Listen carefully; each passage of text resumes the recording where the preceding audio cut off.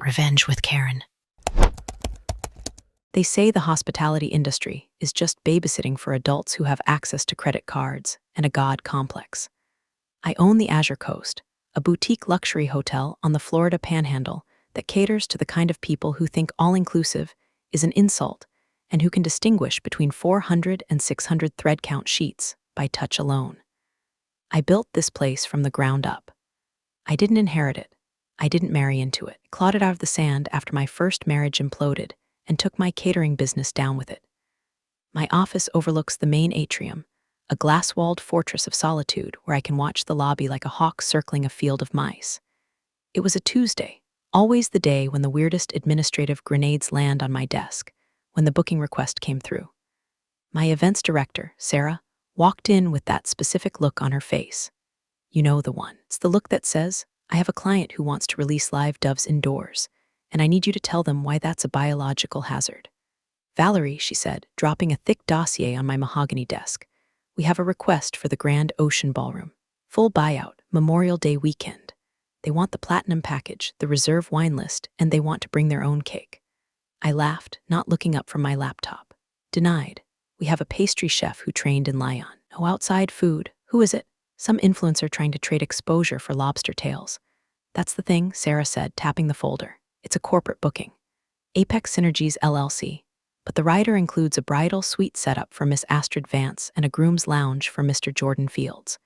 The air in the room didn't just change, it evaporated. My heart didn't skip a beat.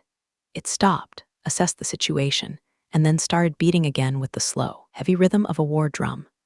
Jordan Fields, my ex-fiancé. The man who, 5 years ago, decided that our catering business partnership was too stifling and that his 24-year-old marketing intern was a better strategic alignment for his future. He didn't just leave me. He dissolved the LLC behind my back, leaving me with the debts while he took the client list to start his tech consultancy.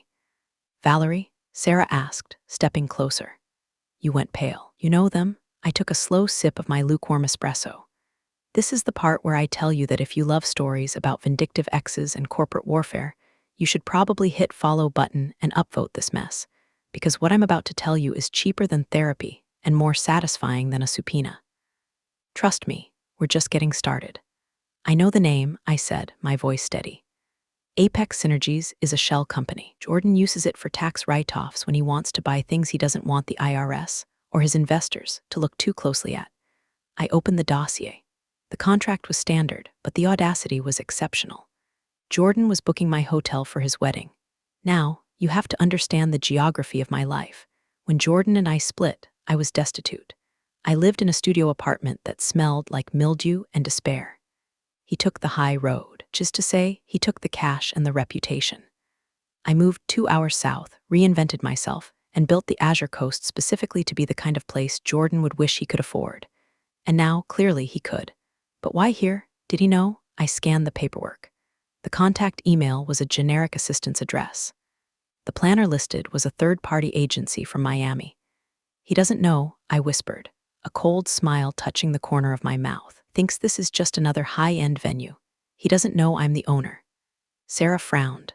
Okay, so do we decline? We're technically at capacity, but I can squeeze them if the money is right. But if it's personal, oh, it's personal, I said, standing up and walking to the window. Down below, the bellhops were loading luggage into a Rolls-Royce. The machinery of my empire was humming perfectly. But we don't decline. We don't. No, I turned back to her. If we decline, just go to the Ritz down the street. He'll have his perfect day, he'll toast his new life, and he'll never know how close he came to the edge of the cliff. I looked at the contract again. The deposit was massive, non-refundable. And there, in the fine print of the venue rules I wrote myself at 3 a.m. 3 years ago, fueled by spite and Chardonnay, was Clause 14b regarding misrepresentation of party identity. If the booking party fails to disclose the true nature of the event or the identity of the principals for commercial or publicity reasons, the venue reserves the right to terminate the event at any time without refund. He used a shell company. He didn't list himself as the primary contact. He was hiding. Sarah, I said, smoothing my blazer, approve the booking. Send them the welcome basket, the expensive one with the truffle oil. Are you sure? Sarah looked terrified. She's a good kid, but she doesn't have the stomach for blood sports. I'm positive, I lied. My hands were shaking, just a little, not from fear, from adrenaline. It's the same feeling you get when you're standing on the high dive, looking down at the water, knowing that the fall is going to be long, but the splash is going to be spectacular. Jordan Fields was coming to my house. He was bringing his new fiancée, Astrid, a name that sounded like a comic book villain or a jagged rock. We're going to celebrate their love on my marble floors, under my crystal chandeliers, drinking my champagne. I sat back down and picked up my pen. I signed the approval line with a flourish. Valerie Sterling. I didn't use that name when I was with Jordan. Back then, I was just Valerie Fields. Even though we weren't married yet, I used his name professionally. When I left, I took my maiden name back and polished it until it shined like a diamond. One more thing, Sarah, I called out as she reached the door. Yes, boss. Put me down as the lead logistics consultant for the event. I don't want my name on any guest-facing paperwork. I want to be invisible. If anyone asks, I'm just operations. Sarah nodded slowly. Understood. Invisible. I turned back to the window. The ocean was churning, gray and violent. A storm was coming in off the coast. The weatherman called it a tropical depression. I called it appropriate atmosphere. Jordan thought he was booking a venue. What he was actually booking was a front-row seat to his own reckoning. And the best part, he was paying me $150,000 for the privilege. I opened my laptop and created a new folder titled Project Icarus. Let's see how close to the sun this bastard wants to fly. 2 weeks later, the happy couple arrived for the site walkthrough. I made sure I was nowhere near the front desk when they checked in. Instead, positioned myself in the grand ballroom, wearing the standard issue hotel uniform, a black button-down, black slacks, and a name tag that simply read Valerie Event Staff. No owner, no CEO, just a cog in the machine. I grabbed a clipboard and pretended to be inspecting the sconces. The double doors swung open, and in they walked. Jordan looked exactly the same, which was annoying. He has that kind of face that ages like a senator, silver touching the temples, jawline sharp enough to cut steak, wearing a suit that cost more than my first car. He was on his phone, naturally. He was always on his phone, and then there was Astrid. If Jordan was old tech money, Astrid was Instagram influencer who just discovered Dutchamp. She was tiny, blonde, and vibrating with an aggressive energy that sucked the oxygen out of the room. She was wearing sunglasses indoors, in a ballroom, which has no windows. It's smaller than it looked online, Astrid announced, her voice echoing off the vaulted ceilings. She didn't look at the architecture or the hand-painted murals. She looked at the space as a background for herself. My event director, Sarah, was leading the tour, her smile plastered on so tight I worried it might crack her enamel. Actually, Miss Vance, this room accommodates 400 comfortably. For your guest list of 200, it will feel quite spacious. I don't want spacious, Astrid snapped, taking off her glasses to reveal eyes that were cold and assessing. I want intimate, but expensive intimate. Jordan, get off the phone. Jordan lowered the phone but didn't put it away. Babe, it's the investors. They're nervous about the Q3 projections. I'm nervous about the floral arrangements looking like a funeral home, she shot back. Priorities. I stood by the service entrance, holding my breath. Jordan looked tired. Not the tired of a man working hard, but the tired of a man who has sold his soul and is realizing the payments are higher than advertised. Sarah gestured toward me. And this is Valerie from our logistics team. She'll be ensuring the physical setup meets your specifications. Jordan's eyes swept over me. This was the moment where he would recognize the woman he lived with for 6 years. The woman he planned a life with. The woman whose credit score he ruined. His gaze slid over me like I was a piece of furniture. No recognition, no spark, nothing. I had cut my hair into a sharp bob and dyed it a darker brunette since we split. I was wearing glasses, but still to be looked at and not seen, it stings. But it also armed me. If I was invisible, I was dangerous. Hi, Astrid said, barely glancing at me. Okay, Valerie, listen. I want the head table on a dais. Elevated. I want to be looking down at the guests. Is that possible? We can certainly arrange a staging platform, I said, keeping my voice flat and subservient. I pitched it slightly lower than usual, stripping away the authority I usually project. Good. And these drapes, she gestured vaguely at the custom silk velvet curtains I had imported from Italy. They're depressing. Can we replace them? I want something sheer, more ethereal. Those are load-bearing aesthetics, I deadpanned. Astrid blinked. What? I corrected myself. They are integrated into the acoustic soundproofing of the room. Removing them would compromise the audio quality for your band. Ugh. Fine, Just cover them with flowers or something. Jordan, are you listening? Jordan sighed. Flowers, got it. Whatever you want, Astrid. Just tell me what to sign. You're useless, she muttered, turning her back on him. She walked over to one of my junior banquet captains, sweet kid named Mateo who was setting up a sample table setting. Excuse me, she barked at him. Why is this fork here? Mateo stammered. It's the salad fork, ma'am. It looks cluttered, she said, picking up the silver utensil, heavy, real silver, mind you, and dropping it onto the table with a loud clang. Take it away. We'll do salad and entree with the same fork. Efficiency. I felt my blood pressure spike. This wasn't just about etiquette, it was about respect. Don't ask guests to eat Chilean sea bass with a salad fork because you think the table looks cluttered. Actually, ma'am, I interjected, stepping forward. The silverware placement is standard for a 5-course service. Removing it might confuse the service staff and delay the dinner. Astrid whipped around, staring at me as if the vacuum cleaner had just spoken. I didn't ask for your opinion, she hissed. I gave an instruction. You're here to move tables, not to give me a lesson in cutlery. Right, Jordan? Jordan looked up, clearly wanting to be anywhere else. Just do what she says, he told me, waving a hand dismissively. We're paying for the place, aren't we? There it was, the entitlement. The assumption that money buys not just the space, but the dignity of the people inside it. Of course, Mr. Fields, I said. My voice was sugar glass, sweet, transparent, and ready to draw blood.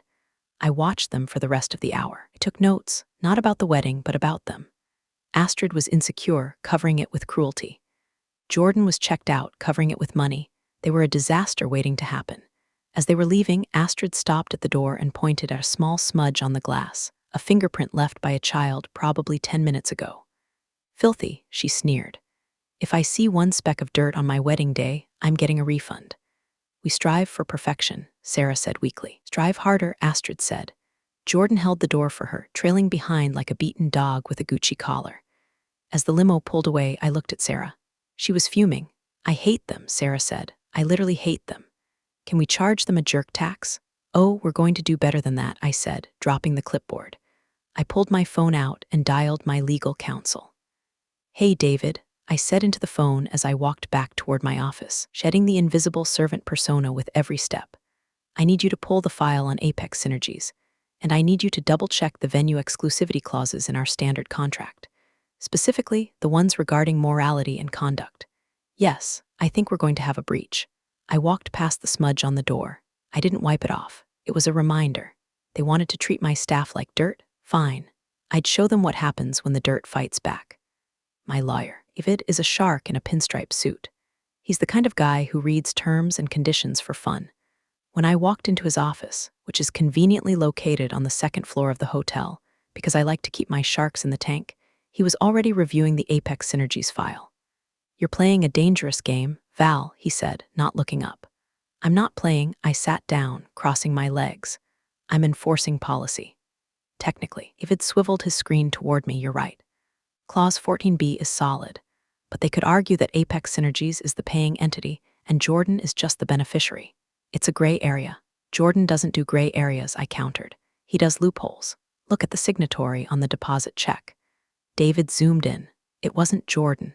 It was a T. Miller, Tracy Miller, I said, his CFO, and also his mistress during the last year of our relationship, before he upgraded to the 24-year-old marketing intern, and now to Astrid.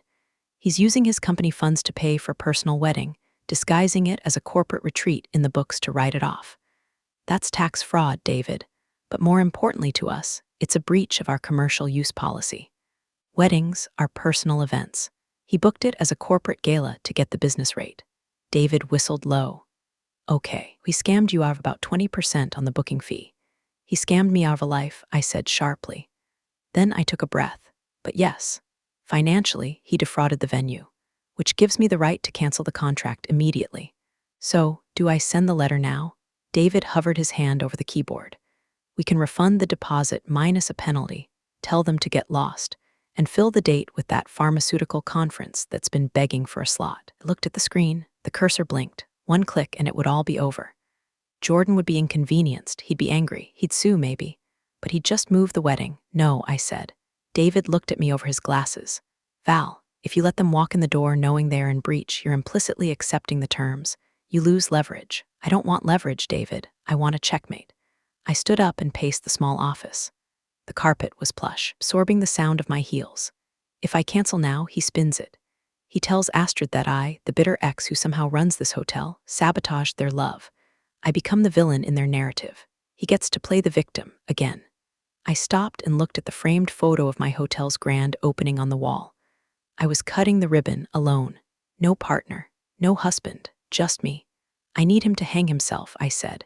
I need the breach to be undeniable. I need a public violation of the venue rules that goes beyond paperwork. I need him to break the house rules while the house is watching. David leaned back. You're waiting for them to screw up during the event. Have you met Astrid? I raised an eyebrow. She tried to reorganize the silverware because it looked cluttered. She's going to treat my staff like serfs. She's going to violate the noise ordinances. She's going to damage property. And Jordan is going to let her. This is risky, David warned. If they behave perfectly, they won't. But if they do, then I serve them the best wedding of their lives, I said, though the words tasted like ash. And I take his money, all of it, and I use it to renovate the spa. Poetic justice. David sighed and closed the laptop. Fine. But I'm keeping the termination notice drafted, just in case. Keep it printed, I said. Keep it in your jacket pocket on the night of the wedding. I walked out of the legal office and down the back corridors. The hotel has a network of service hallways, the arteries, we call them. Guests never see them. They're concrete, fluorescent-lit, smelling of laundry detergent and coffee. This is where the real work happens.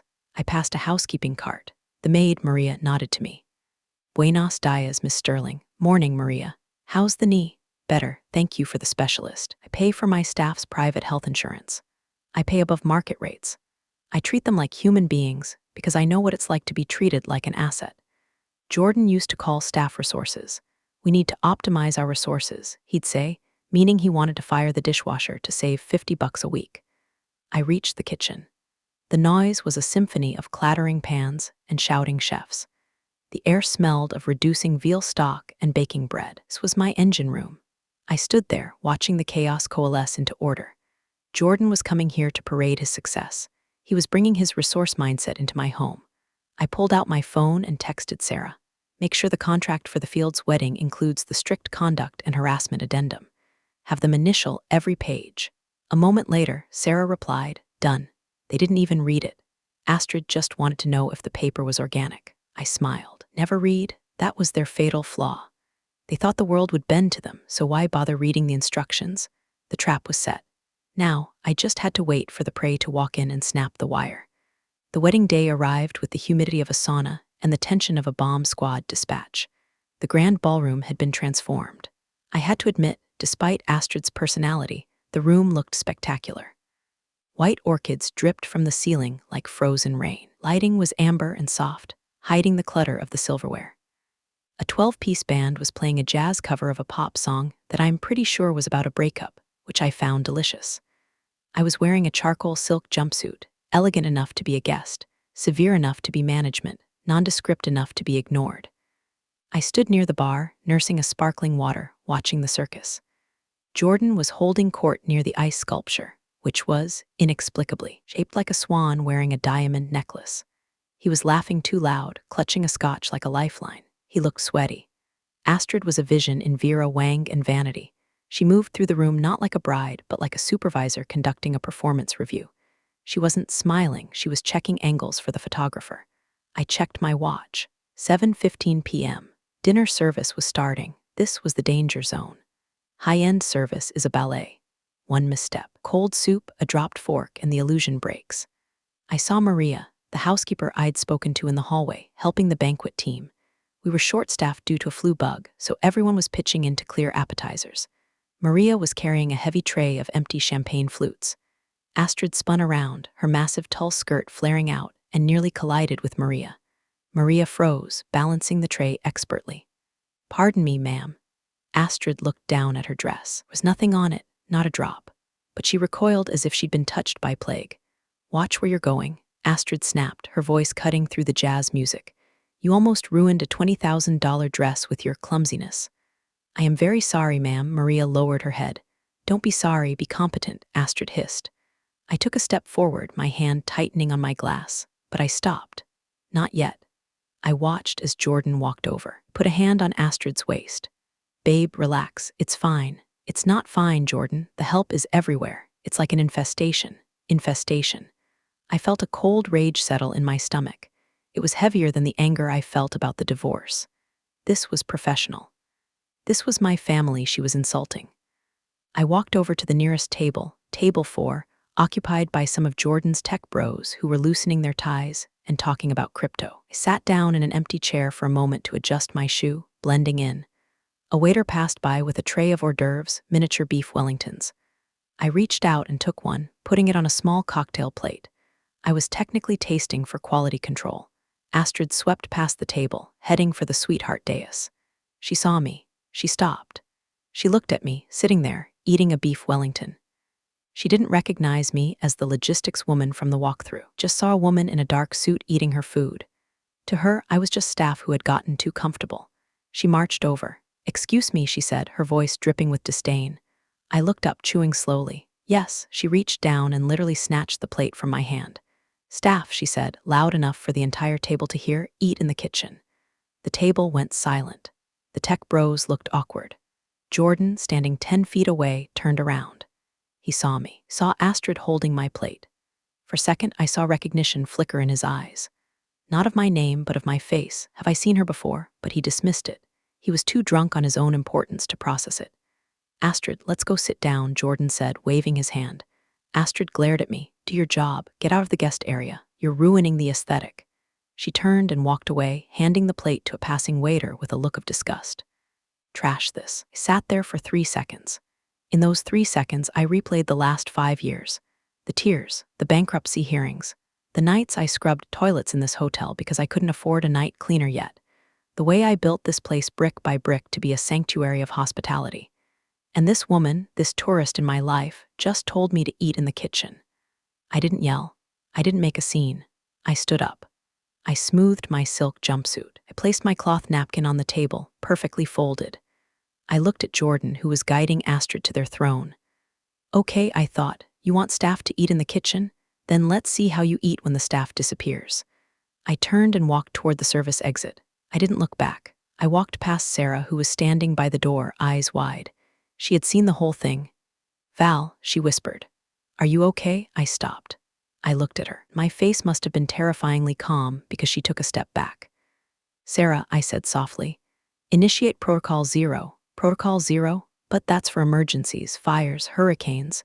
"This is a hurricane," I said, pushing the swinging doors open. "It's a Category 5 bitch named Astrid. Shut it down." I walked into the kitchen. The noise hit me, the heat. "Everyone stop," I said. It wasn't a shout. It was a command. The kitchen went silent. Chefs froze with pans in midair. "Set down your tools," I said. "Turn off the ovens. We are done for the night." The chef de cuisine, a large man named Henry, stepped forward. "Madam, the main course, the Seabus. The Seabus is canceled," I said. "Staff eat in the kitchen, so let's eat." I grabbed a bottle of Dom Perignon from the service fridge, popped the cork, and took a swig. "You have 15 minutes to pack up," I told the room. "We are closing the hotel." There's a specific kind of silence that falls over a commercial kitchen when the ventilation hoods are turned off. It's heavy. It presses against your eardrums. "Madam Sterling," Henry said, wiping his hands on his apron. "Are you serious?" "The contract is void," I said, walking towards the back office where the master controls were. "They violated Clause 7, abuse of staff, and Clause 14, fraudulent booking. I am exercising my right as the proprietor to refuse service." I looked at my team, 30 people. Cooks, dishwashers, servers. They looked confused, but they also looked relieved. They had been dealing with Astrid's demands all week. "Everyone gets paid for the full shift," I announced, plus a hazard bonus. "Now, clear the stations. I don't want a single plate leaving this room." I left them to it and took the service elevator up to the executive suite, my office. I sat down at my desk and pulled up the building management system. It's a smart hotel. Everything is connected. The lights, the sound, the AC, the locks. I called Security Chief Mike. He's a former grandiose guy, ex-military, loyal to a fault. "Mike, I need a perimeter," I said into the phone. "We are evicting the grand ballroom." "Evicting?" Mike's voice crackled. "Copy that. Hostile? Passive-aggressive," I corrected. "But let's treat it as hostile. I want 4 guards at the main ballroom doors. I want the valet service suspended. Bring the cars around, park them in the driveway, and hand the keys to the front desk. No one waits for their car tonight. On it." What's the timeline? 45 minutes. Let them finish the salads. I don't want them starving. I just want them leaving. I hung up and turned to my computer screens. On monitor 1, the ballroom camera feed. Jordan was laughing at something the best man was saying. Astrid was picking at her salad, looking bored. He had no idea that beneath her feet, the gas lines to the ovens had just been cut. On monitor 2, the contract. I scrolled to the signature page. T. Miller. I highlighted the cancellation clause. The venue reserves the right to cease operations immediately if the client or their guests engage in behavior deemed abusive, harassing, or threatening to the staff or property. She called my staff an infestation. She snatched food from my hand. It was petty, yes, but in the hospitality world, petty is just another word for breach of contract. I picked up the phone again. This time, I called the DJ booth. Hey, this is Valerie from Ops, I said. Change of plans. After the current set, I need you to cut the mic. Cut the mic, but the speeches are next. Exactly, I said. Cut the mic. Pack up your gear. Tell them there's a power surge if they ask. You'll be paid in full. Okay, you're the boss. Yes, I whispered, looking at Astrid on the screen. I am. I watched the screen. The waiters were clearing the salad plates. Usually, this is when the main course would be firing. The sizzle of 200 fillets hitting the grill. Instead, the kitchen was dark.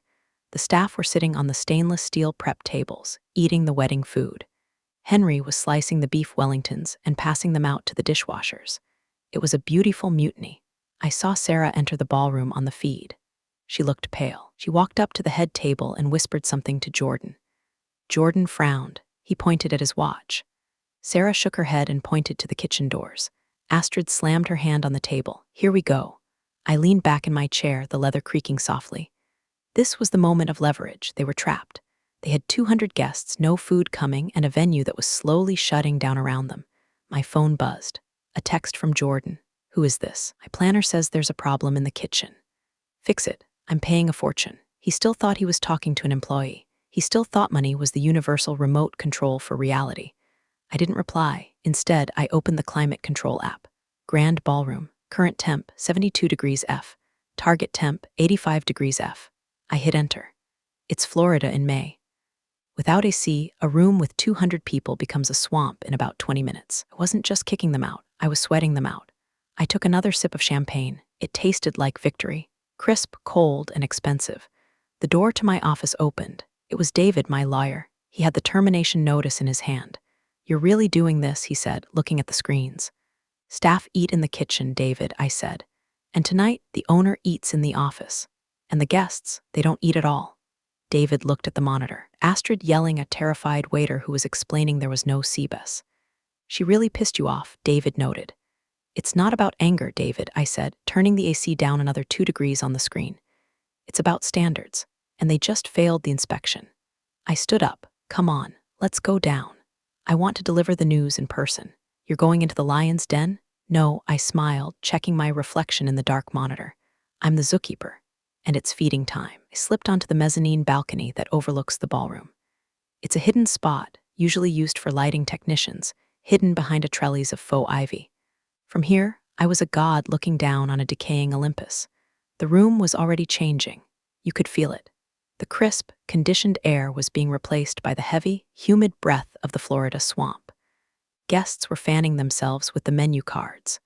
The waiters had vanished, leaving uncleared salad plates on the tables like dirty snow.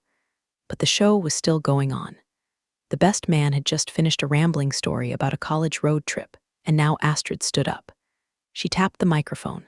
Thump, thump, is this thing on? She asked, her voice shrill. God, can we get some sound engineering in here? It's echoing. The sound guy, who I had already dismissed, was gone. The feedback loop whined slightly. Okay, whatever, Astrid sighed, holding her champagne glass. I just want to say thank you all for coming to witness this upgrade. A few nervous chuckles from the crowd. No, really, she continued, flipping her hair. Jordan told me about his past. He told me about how he used to be limited, how he was stuck in partnerships, both business and personal, that didn't understand his vision. I gripped the railing. She was talking about me. Jordan had rewritten history to make me the anchor that held him down, rather than the engine that kept him afloat. He started from the bottom, Astrid said, gesturing to the room. And now look, he's here, we're here. In this moderately adequate hotel, the crowd murmured. Insulting the venue you're standing in? Bold move. celebrating the fact that true class always rises to the top. Jordan, baby, you finally found someone who matches your tax bracket and your ambition. She raised her glass to leveling up, and to leaving the past where it belongs in the discount bin. She drank. Jordan beamed, looking like the cat who ate the canary and then bought the canary's company. It was disgusting. It was perfect. As she lowered her glass, the room went silent. Not the silence of awe, the silence of confusion. The band didn't start playing. The waiters didn't pour the toast wine. Hello, Astrid looked toward the stage. Music, that was the cue. Last by Etta James. Hello, nothing. Then a guest at table 9, an older woman in sequins, waved her hand. Excuse me, is it getting hot in here? It is sweltering, another guest chimed in. Astrid frowned.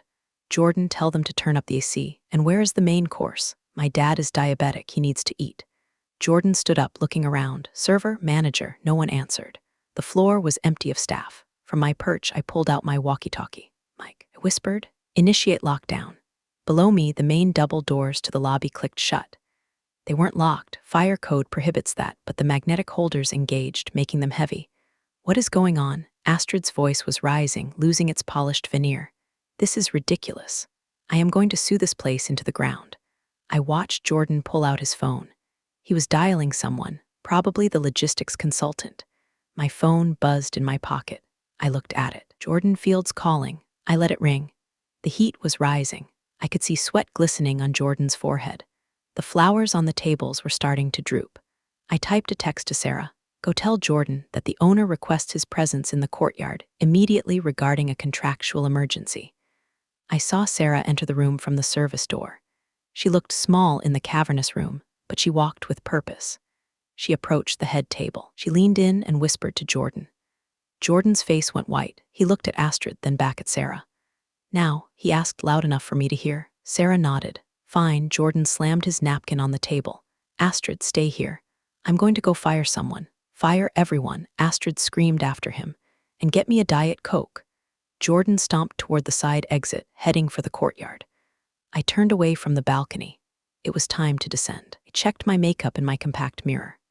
Perfect, cool, composed. I walked down the spiral staircase to the courtyard.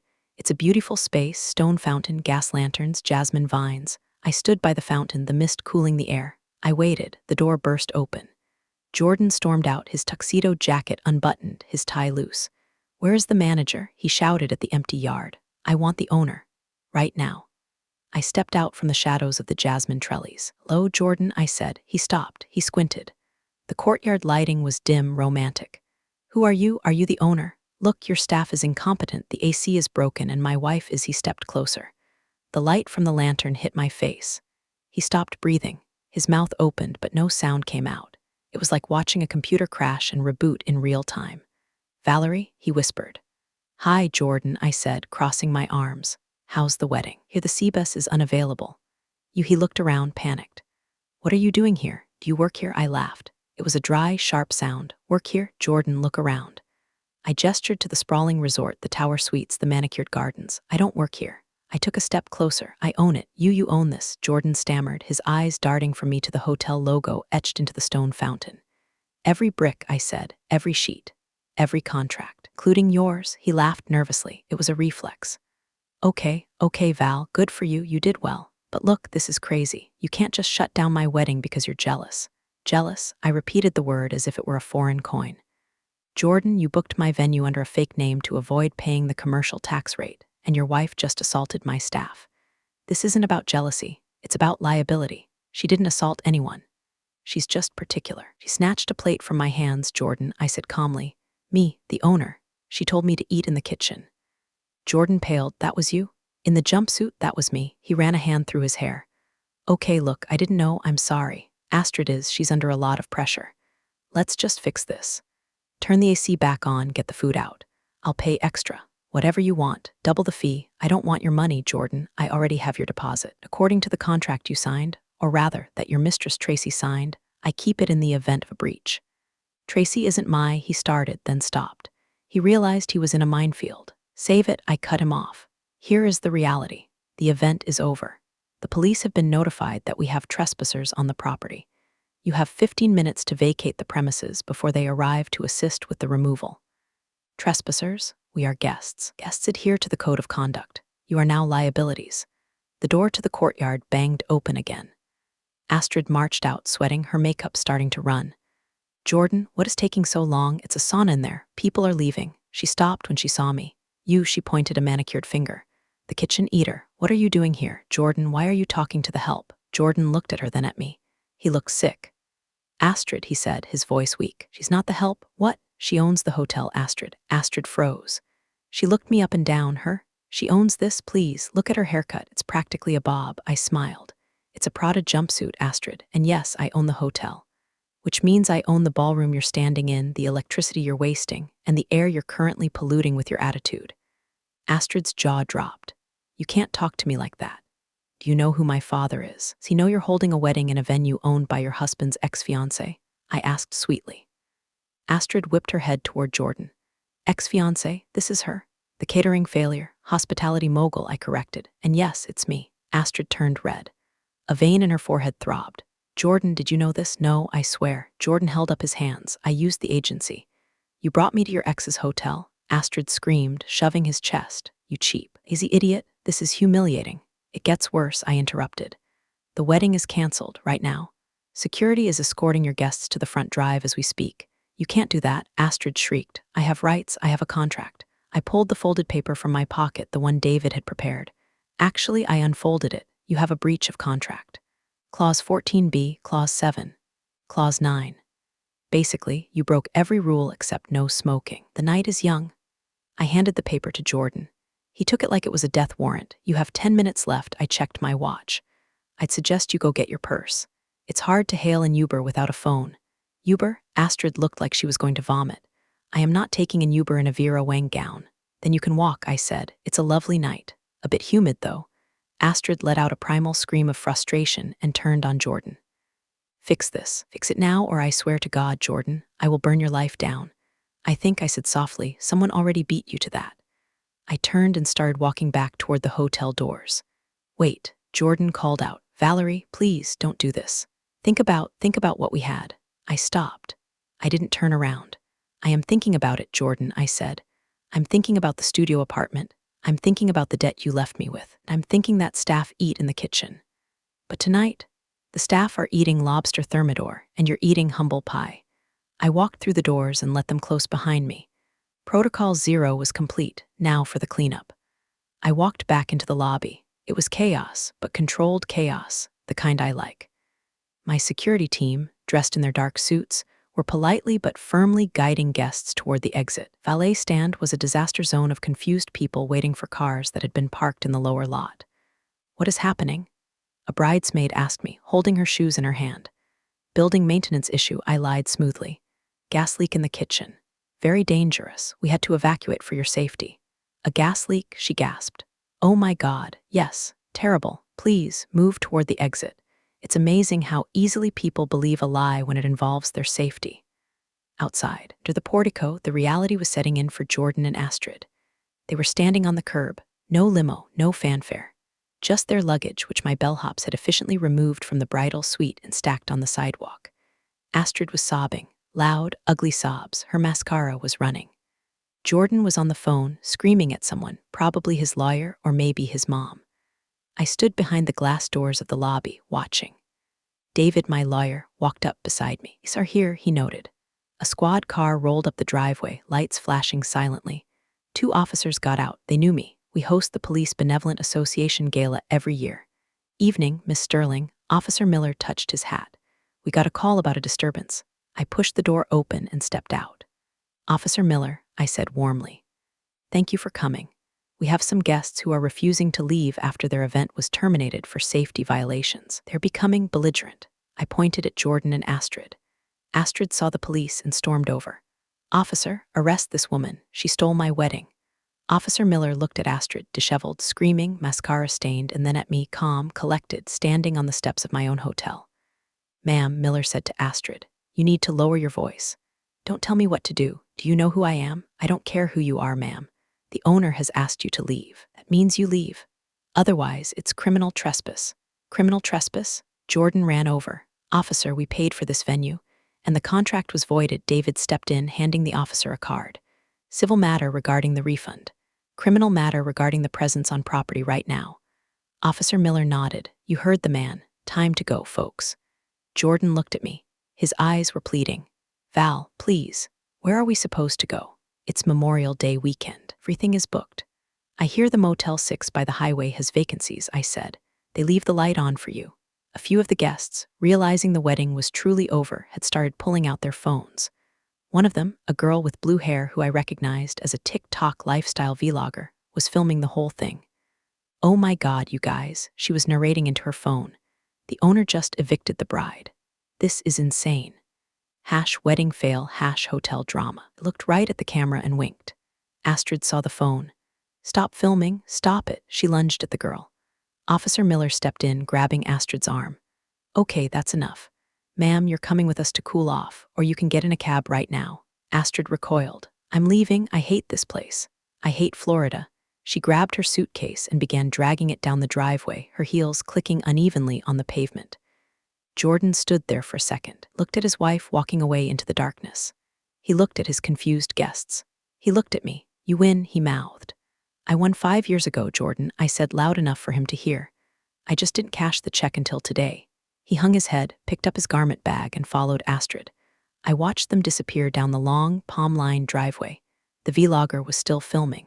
Show's over, folks, I said to the crowd. Valet is bringing your cars around. Safe drive home. I turned and walked back inside. The air conditioning in the lobby hit me cool, crisp, perfect. Sarah, I called out. Yes, boss. She appeared at my elbow, looking exhilarated. Unlock the bar. Open the top shelf. Drinks are on the house for the staff tonight. And the food, send the rest of the lobster to the local shelter. But save a plate for me. I'm starving. Where will you be eating? I smiled. In the kitchen. The next morning, the sun rose over the Gulf of Mexico like a gold coin flipping into the sky. I sat on my balcony with a cup of coffee and my iPad. The internet was melting down. The TikTok video had 4 million views. The caption, CEO's wedding canceled mid-toast by boss BTCH hotel owner X. #karma, the comments were a river of fire. The way she stood on the steps. Queen. Wait, is that Jordan Fields, guy who laid off 500 people via Zoom? He deserves it. Staff eat in the kitchen needs to be on a t-shirt. My marketing metrics were through the roof. Reservations for next season were up 400% overnight. People didn't see me as a villain. They saw me as a guardian of standards. I had branded the Azure Coast as a place that tolerates zero nonsense. We were now the FK around and find out hotel, and apparently, that's a very lucrative niche. Sarah knocked on my door. You have a delivery, she said, grinning. She placed a box on the table. It was from Jordan's office. I opened it. It was the contract termination countersigned and a check for the damages to the carpet. Someone had spilled red wine during the evacuation, and a note. You made your point. I crumpled the note and tossed it in the trash. He still thought it was about making a point. It wasn't. It was about cleaning house. Also, Sarah added, Astrid is trending on Twitter, not in a good way. The video of her lunging at the vlogger got her dropped by her sponsorship deals. Tragic, I said, sipping my coffee. Send a fruit basket to the vlogger. Invite her back for a free weekend stay. Already done. I looked out at the ocean. The storm had passed. The water was blue and calm. I thought about the young woman I used to be, Valerie Fields, the caterer who cried in the bathroom while Jordan flirted with investors. I thought about the woman who slept on an air mattress and ate ramen so she could buy paint for the lobby. I wished I could go back and tell her, hold on. It gets better. One day you'll own the building. My phone rang. It was David. Val, we have a problem. What now? I have 3 major tech companies calling. They want to book their holiday parties here. Specifically asked if the owner would be present to keep everyone in line. I laughed. Tell them yes. But the price just went up. 30%, you're ruthless. I'm efficient, I said. I hung up and stood. I walked to the railing of the balcony. Below, the pool was opening. Guests were laying out towels. The staff were moving with quiet precision, setting up umbrellas. Maria, the housekeeper, looked up and saw me. She waved. I waved back. Astrid was right about one thing. Staff eat in the kitchen. But what she forgot is that the kitchen is where the knives are kept. And in my house, we know how to use them. I went back inside. Funny how life can twist itself into knots and then somehow straighten out again. Yeah. Thanks for listening and being here.